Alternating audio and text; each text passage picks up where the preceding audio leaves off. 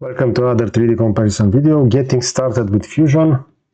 As you can see over here, I have a fresh new part, and by default, we have the following. So we have the layout grid enabled. I usually like to keep this disabled, but we see over here that we have snap to grid, and when we design various elements, when we trace sketches, that snap to grid will be enabled over here.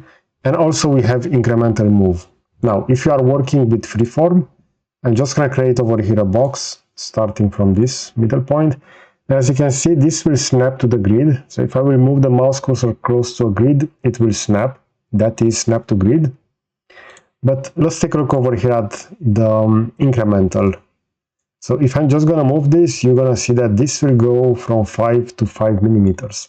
If I'm going to zoom in a little bit more, we're going to see that this will go between 1 or 2 millimeters. If I will zoom out, this will go between 50 in this case. If I'm going to zoom out even more, this will go between 200. So this is because currently we have the increment set to adaptive. We can go over here within set increment. We can go to fixed.